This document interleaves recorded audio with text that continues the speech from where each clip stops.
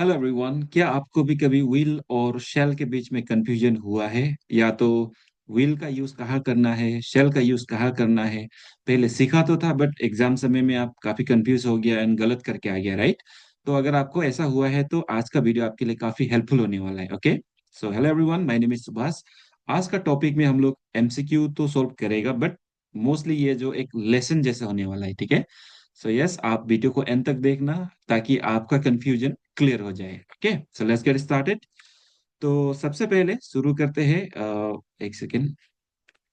Yes, question से आपके लिए क्वेश्चन है, ही डैश अराइव टुमारो, है ना? टुमारो देखा हुआ है और इसका मतलब क्या है? फ्यूचर का बात हो रहा है, तो आपको यूज करना पड़ेगा या में शेल या तो विल या तो माइट या तो शुड। ओके, देखिए विल एंड शेल जो होता है, ठीक है, विल और शेल जो होता है ये मॉडल के अंदर आता है। ओके, आप इसका मॉडल का तरफ से भी देख सकता है या तो आप इसको फ्यूचर टेंस का हिसाब से भी देख सकता है।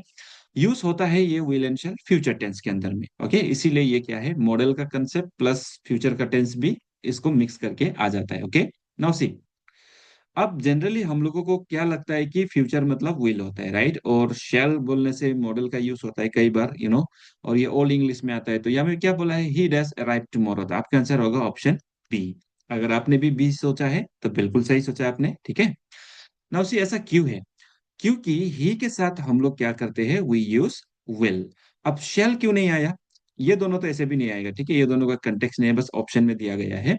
तो शेल क्यों नहीं आया? क्योंकि हम लोग जो कम्पिटिटिव इंग्लिश होता है, जो हम लोगों का एग्जाम में आता है, वो हम लोग ओल्ड इंग्लिश या तो फॉर्मल इंग्लिश जिसे हम बोलते हैं, राइट, उसका यूज होता है। अब मॉडर्न इंग्लिश में क्या होता है कि हम विल के साथ कोई भी सब्जेक्ट का यूज कर सकते हैं, राइट, कोई भी पर्सन का यूज कर सकते हैं। बट आप फॉर्मल इंग्लिश या तो ओल्ड इंग्लिश में आपको फिर ऐसा एक्सेप्ट नहीं किया जाता है, तो जो कि एग्जाम में उसी इंग्लिश का यूज होता है। सो दैट इज वाई आपको इसका डिफरेंस जानना जरूरी है। तो आंसर हम बता दिया, आप आगे जानने का समझने का कोशिश करते हैं कि ऐसा क्यों है। तो देखिए, विल वर्सेस शैल में हमेशा ये रूल आपको याद रखना पड़ेगा। सबसे पहला रूल है आपका ट्रेडिशनल रूल या तो जो ओल्ड ग्रामर रूल भी बोला जाता है, जो कि ये पार्ट होता है ऑफ फॉर्मल का, ठीक है, फॉर्मल इंग्लिश। और हम लोगों का कंपिटिटिव एग्जाम में इसका ही यूज किया जाता है, जैसे देखिए। और ये यूज बेसिकली सिंपल फ्यूचर के लिए होता है। बाकी फ्यूचर में इतना ये खास रिलेशन नहीं रखता है, बट सिंपल फ्यूचर में बहुत इंपॉर्टेंट होता है। एक्सेप्शनल यूज के अंदर काफी ज्यादा एमसीक्यूज बनता है। Okay, that is why. Now see, I and we ये दोनों क्या है, फर्स्ट पर्सन। इसके साथ ओल्ड इंग्लिश में सेल का यूज करने को बोला जाता है, ठीक है। और फिर बाकी पर्सन जैसे यू, ही, सी, इट, दे, इनके साथ हम यूज करते हैं विल। सिंपल है, क्लियर। फर्स्ट पर्सन यानी आई एंड वी के साथ हमें सेल यूज करना है, और बाकी का बचा हुआ पर्सन्स के साथ हमको विल का यूज करना है। ठीक, क्लियर, सिंपल रखिए। ओके, तो एग्जाम्पल देखते हैं। देखिए, आई शैल विजिट दिल्ली टुमारो। तो देखिए, नॉर्मल बिल्कुल ओल्ड इंग्लिश का रूल है। आई एंड वी के साथ क्या लगाना है हमें, शैल, इसीलिए क्या लगा हुआ है, शैल। क्लियर। और फिर यहां में जो बोला गया है, दे विल अराइव सुन, वो लोग बहुत जल्दी आ जाएंगे, राइट, या तो आ जाएगा।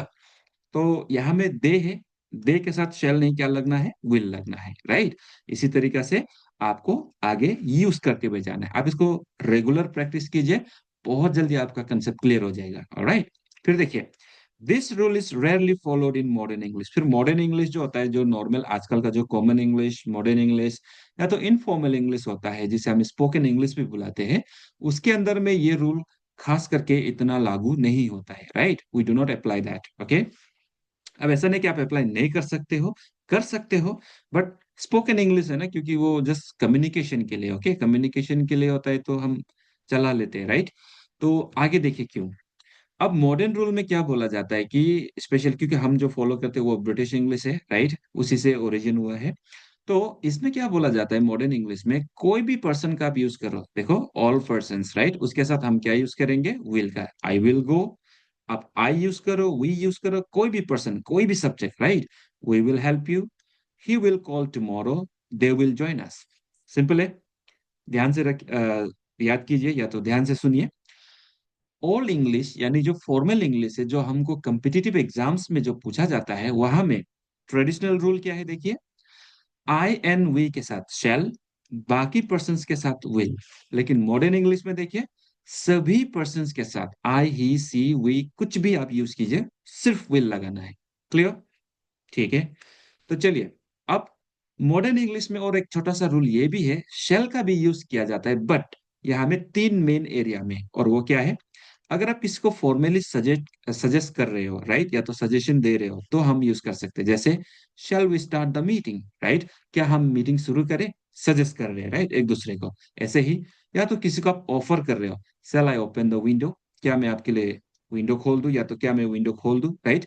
या तो आप किसी से कोई इंस्ट्रक्शन आस्क करते हो, रिक्वेस्ट करते हो, राइट, तो क्या बोलेंगे हम? जैसे example, what shall I tell the boss about this mishap, यानी कि जो घटना हुआ, राइट, जो गलत घटना हुआ, या तो जो भी गलती हुआ, उसके बारे में मैं बॉस को क्या बताऊं? यानी हम सामने वाला को क्या है, सुझाव मांग रहा हूँ, राइट, यानी कि इंस्ट्रक्शन मांग रहा हूँ कि आप बता दो कि मुझे क्या क्या करना होगा, ताकि मैं बॉस को सही तरीका से बता सकूं। यस और नो?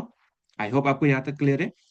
तो यहाँ में ध्यान दीजिए, यहाँ में और एक छोटा सा नोट दिया गया, whenever the subject is I और we and the sentence is offering और सजेस्टिंग समथिंग, यूज शैल। ये मॉडर्न इंग्लिश का है, ठीक है, याद रखना, ये मॉडर्न इंग्लिश का रूल है। जनरल सेंटेंसेस जैसे ये खाऊंगा, वो खाऊंगा, उधर जाऊंगा, है ना, या तो मैं उधर जा रहा हूँ, राइट, तो ऐसा नॉर्मल आप बात करते हो तो जनरली क्या होगा, ऑल पर्सन्स के साथ आपको विल का यूज करना है। लेकिन जैसे ही आप तीन एरिया को, अगर आप तीन एरिया को लेके बात करते हो, जैसे फॉर्मल सजेशन, या तो ऑफर करते हो या किसी को, या तो इंस्ट्रक्शन के लिए आप किसी को पूछते हो, तो आपको जाके शैल का यूज करना है, और सब्जेक्ट जो जनरली आई या तो वी रहना है। ठीक है, आई होप समझा है यहाँ तक। ओके, तो चलिए एक क्वेश्चन देखते हैं। क्वेश्चन में बोला गया है, we dash win this match at any cost. अब आपको क्या लगता है? आप वीडियो को पोस्ट करके जरूर आंसर दीजिएगा, ठीक है, फिर देखिएगा कि आपने जो सोचा वो हुआ कि नहीं हुआ, right. So let me tell you the answer. आपका यहाँ में आंसर होगा वी के साथ विल। ठीक है। अब आपको सरप्राइज लगा होगा कि अभी तो आपने बोला कि शैल लगाना चाहिए, अब फिर विल कैसे लग गया? ये मॉडर्न यूज है या तो फॉर्मल यूज है ना? Now let me tell you. तो ये यूज है आपका एक्सेप्शनल, ठीक है, इसे हम कहते हैं एक्सेप्शन रूल।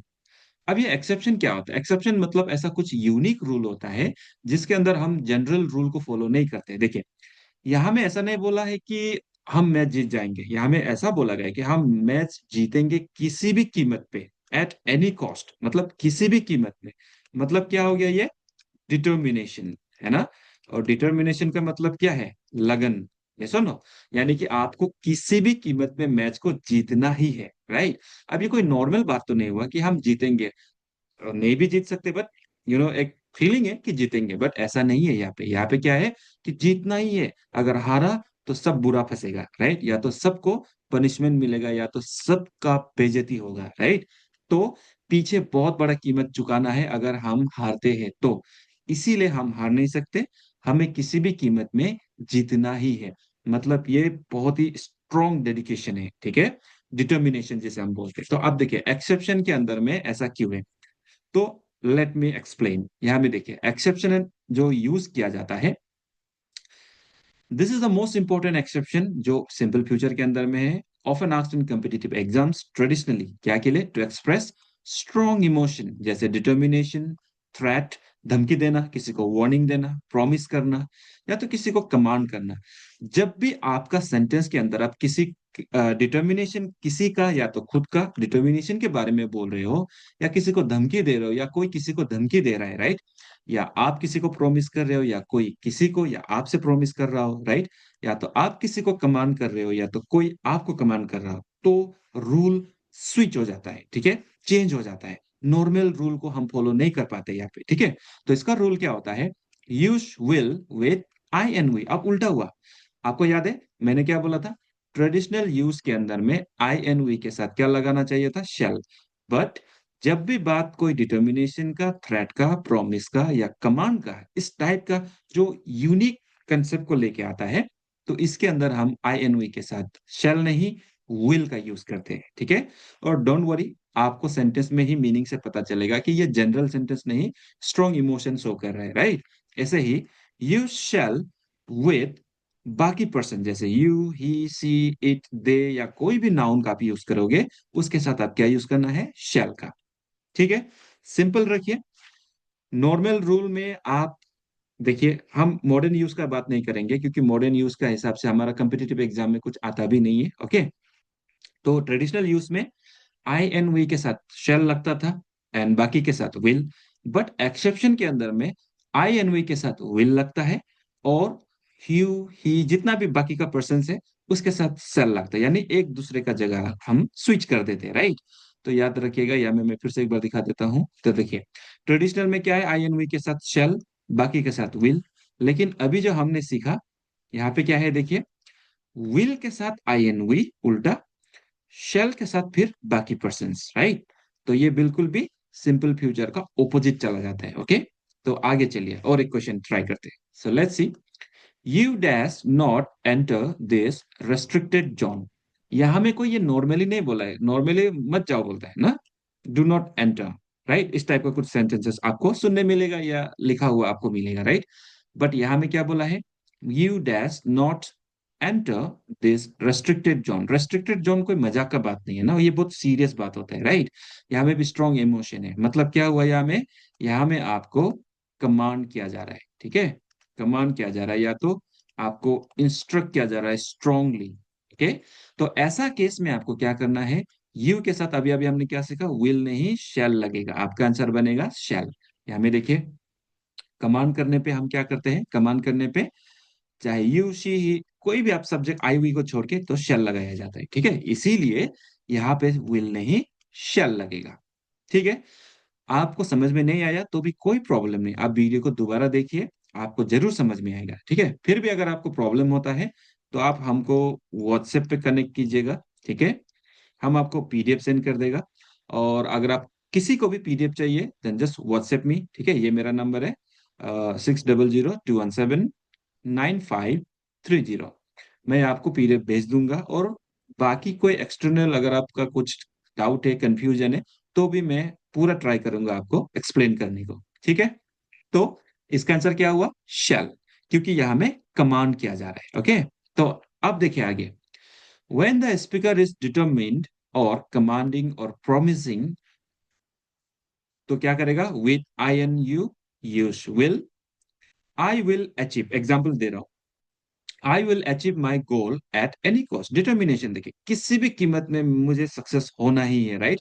मैं अपना सपना पूरा करके ही रहूंगा। ऐसे ही कैजुअली नहीं बोला, ये स्ट्रॉन्ग इमोशन है, राइट। डिटर्मिनेशन का बात हो रहा है। Same way, we will not surrender, आप किसी के आगे झुकने का ऐसे ही नहीं सोचोगे, राइट। चाहे वो छोटा सा ही बात क्यों ना हो, राइट।